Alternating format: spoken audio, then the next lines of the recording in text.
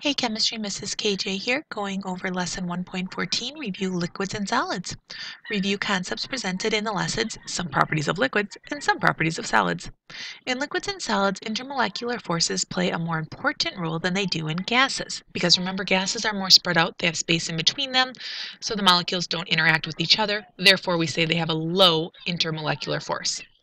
Intermolecular forces make liquids and solids less compressible than gases, again, because there's less space in between the molecules.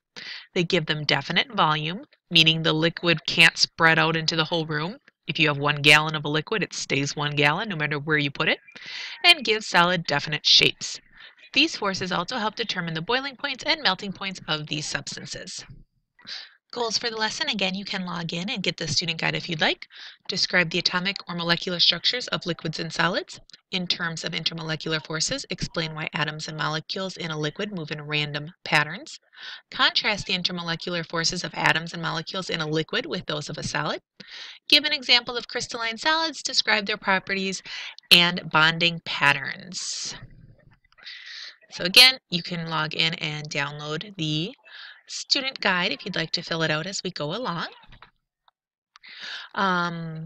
So we're going to be reviewing, here we go, liquid properties, strong intermolecular forces. But remember, compared to gases, they're strong, but compared to solids, solids are even stronger. So I prefer medium intermolecular forces.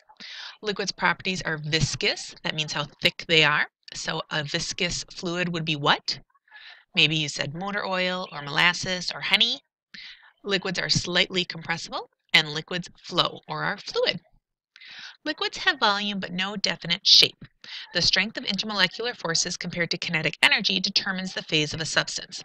So if the intermolecular forces are greater than kinetic energy, so stronger than the motion, so that would be liquid. Intermolecular forces hold liquid molecules close together, but the molecules can slide past one another and move about, which is flow. The sparse spaces, so the little spaces between liquid molecules, allow the molecules to flow and to compress only slightly. So they do compress a little, but just a little. Intermolecular forces bind liquid molecules at a surface to form a film and support particles. Remember, that was surface tension, because if you look at a glass of water, if it's in the middle of the glass, well, then the water molecule surrounded by all the other water molecules, it has equal pressure. But on the surface, it's not surrounded by an equal amount of molecules, and they huddle together, making a skin or a film called surface tension. Liquid molecules with high kinetic energy can escape into the vapor phase and exert vapor pressure. So when you have your glass of water, the molecules are always moving, but if they're at the top, some of them can, woohoo, get free and become a gas. Well, if it's an enclosed shape like the square, they can bounce and become up on top, but then they push down on the liquid, and therefore that's vapor pressure. When vapor pressure equals total pressure above it, the liquid will boil. Okay, let's talk about solids. Solids have very strong intermolecular forces. So if we look at it with the greater than sign, they give it 2 greater than signs. So the strength of intermolecular forces in the molecules of solids far outweigh the kinetic energy. Solids have definite shape and volume. Solids are not compressible, and solids are not fluid. Intermolecular forces hold solid molecules rigidly together with little or no space. Kinetic energy is so low that the molecules can only vibrate, but they still move. The only time molecules don't move is when? At absolute zero. Solids form either crystals or amorphous solids. So remember, like glass, kind of think of it almost liquidy-ish, like Laffy Taffy. The types and strengths of bonds within crystals determine their types and properties. So we saw how carbon can be graphite or it can be a diamond. Crystals have unit cells that repeat to form a crystal lattice. Unit cells of various crystal shapes differ in the relative lengths of the sides and the angles where they meet. They can be cubes, they can be hexagons, like that.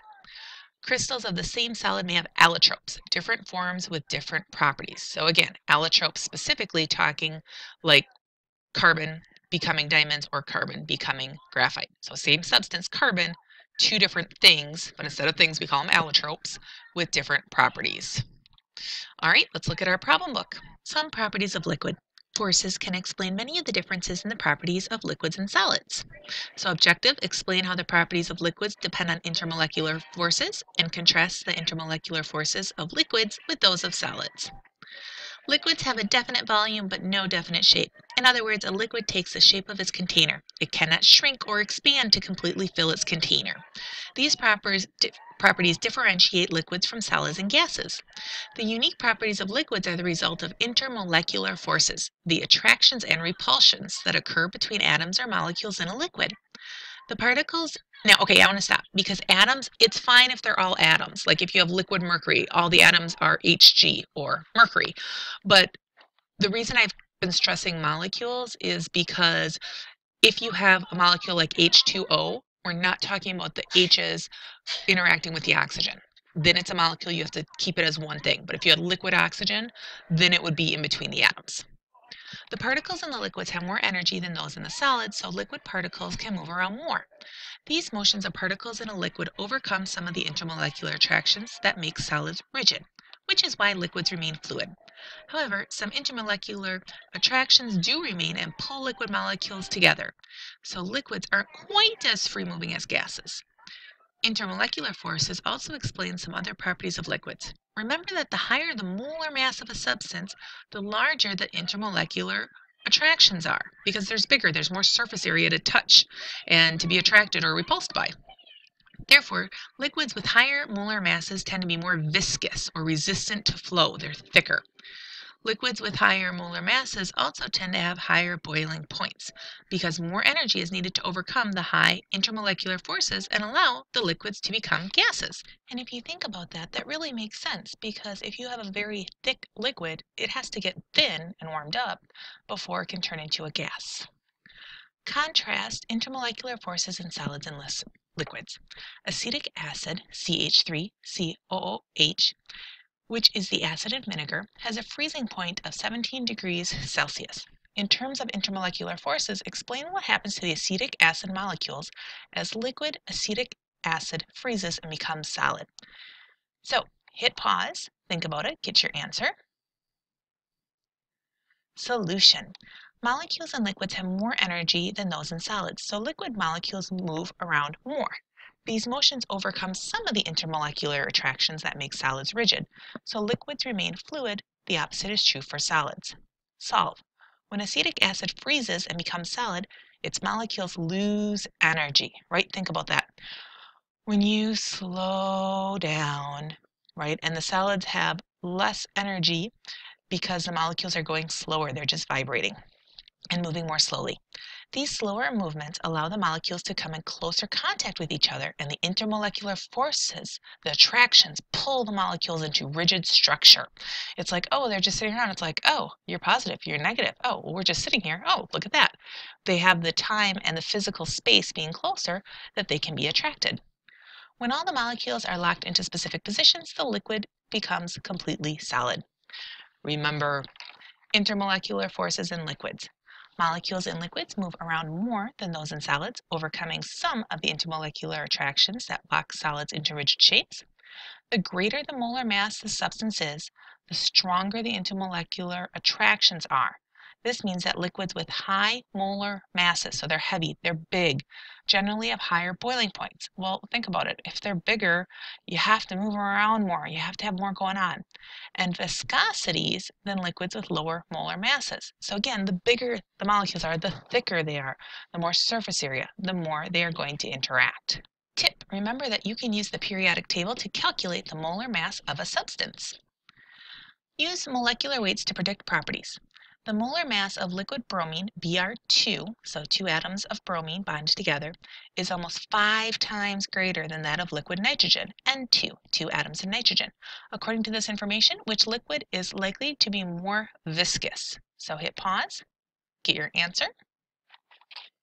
Recall relevant information. The higher the molar mass of a substance is, the larger its intermolecular attractions tend to be. Therefore, liquids with higher molar masses, or bigger ones, tend to be more viscous or thicker than those with lower molar masses. Molecules in liquids with higher molar masses are more attracted to each other than those in liquids with lower molar masses. So liquids with higher molar masses are more resistant to flow. or thicker. Solve. Liquid bromine has a significantly larger molar mass than liquid nitrogen, so bromine is likely to be more viscous or thicker than nitrogen. All right, let's take a look at the problem set. And they want us to do numbers 1, 2, and 3. So number 1, explain what happens in terms of intermolecular forces when a solid melts and becomes a liquid. So hit pause, jot yourself some notes for your answer. 2, the molar mass of liquid carbon tetrachloride, or CCl4, is more than 3 times greater than that of liquid carbon dioxide, CO2.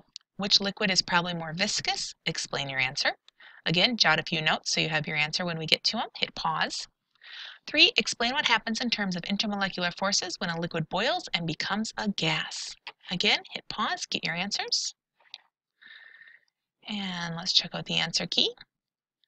So number 1, again, is talking about when a solid melts into a liquid. The intermolecular forces in a solid hold the particles in the solid in fixed locations. As the solid is heated, the particles in it gain energy, right? They're getting more energy, they're going to move faster. Eventually, the particles have enough energy to overcome the intermolecular forces holding them in place. When this happens, the solid begins to melt. The molecules are moving faster and farther apart. When all the particles have broken free of their fixed position, woohoo, the solid has entirely melted to form a liquid. The intermolecular forces in the liquid are strong enough to hold the liquid particles close together, but not so strong that they prevent the particles from sliding past one another or flowing. All right, question 2, which one's more viscous? Liquids with high molar masses tend to have higher viscosities than liquids with low molar masses. Therefore, carbon tetrachloride is probably more viscous than liquid carbon dioxide. And question number 3 says, what happens when a liquid boils and becomes gas? As a liquid absorbs heat, its particles gain energy. If they absorb enough energy, they are able to overcome intermolecular forces between them. Woo!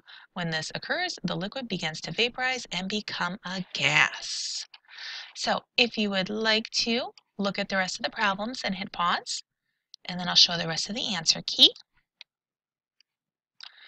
So again, if you looked at it, go ahead and hit pause and get the answers that you need. Going on to problem set 62, some properties of solids. Explain how intermolecular forces affect the properties of solids.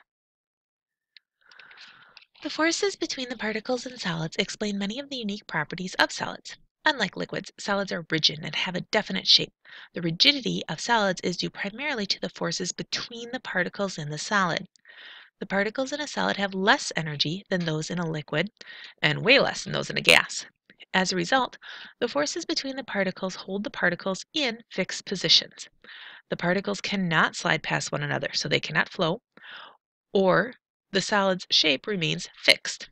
In some solids, the particles do not form neatly ordered structures.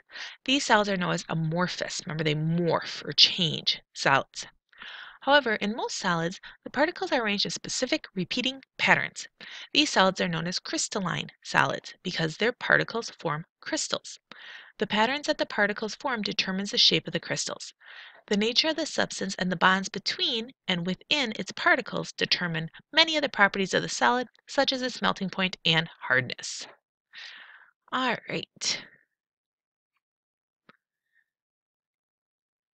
Explain. Well, let's do remember first. Remember, particles in a solid have less energy than those in liquids, therefore intermolecular forces hold them in place. In most solids, the particles are arranged in repeating pattern.